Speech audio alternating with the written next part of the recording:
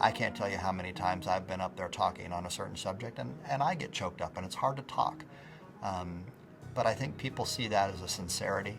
They know that you believe in what you're saying, so they're going to pay a lot more attention to what you have to say if it comes across that way. And to do it, you have to have enthusiasm, you have voice inflection, you have body movement, you have all these things that convey that here's what's important and here's why I believe it's important. We're not going to make a difference if we're not going to change attitudes and behaviors. Why are we even here today? So my charter with you, when we talk about this stuff for the next little bit while we're going through this, is I hope you have something that you can walk out of here, no kidding, and take with you to make a difference at work. And that's my goal as we set out today. Safety as an occupation, as a career field, as something to do, I find very motivating because it is something about caring for people. It is something that makes a difference, both to the organization and to an individual. Being able to affect attitudes and behaviors in a way that it make an impact, I find very motivating. Fundamental truth number 4 is people can't assess their own performance. They don't know when things are impacting them. When I was explaining to you what a wingman was, that's exactly what I was talking about. We can't see threats, we can't see things that are impacting our performance. We need other people in our lives.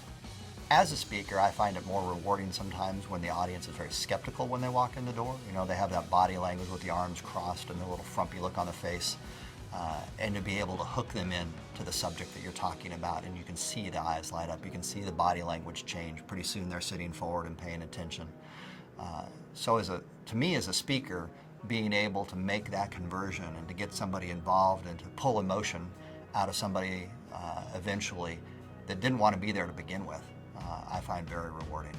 Here's an actual poster. I know it's kind of small and everything right here, but if just read this. Being a soldier means somebody's always got your back, an army of one. I laughed when I saw this. I don't know, if you're an army of one, who's got your back? Is it you? I got my back, I got my back, I got my back, I got my back. I hope you're your own best friend. All right, so I just found that whole thing just to be a little bit goofy. Well, how resilient somebody is going to affect their ability to work. It's going to affect how safe they are, how efficient they are. And things that happen in people's private lives do affect their professional performance.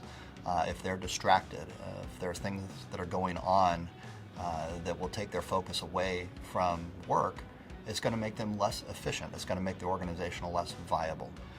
So when you have an organization, say with 100 people in it, making sure that you have that wingman ethos, that we take care of each other, that we address those issues, even if they're in people's private lives, we have to realize we can't draw a line between our private lives and our professional performance. What happens in one affects the other.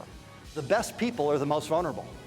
When we look at people who've never had a problem before, we look at people who are up somewhere in the chain of command, they're not going to have that peer group. There's going to be people that are going to be afraid to approach them. Simply look at a lot of the high-profile people. You look at congressmen, you look at people in leadership positions, people in the military right now that have had problems with ethics and issues. It's because this right here, that same support mechanism isn't there. Well, the same thing's true in an occupation. If somebody's really good in an occupation, nobody's going to go up and hold them accountable. If somebody's really good at what they do, who am I to go talk with them about issues going on in their lives? All right, so it seems like a lot of times the best people, the ones that seem most resilient, the ones that never had problems before, are the most vulnerable to being the ones with problems.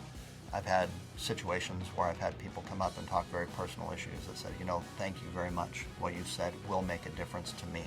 And I'm going to think about what I do, my attitudes, my behaviors at work because of this presentation or because of what I heard today. And to me, it makes it all worth it.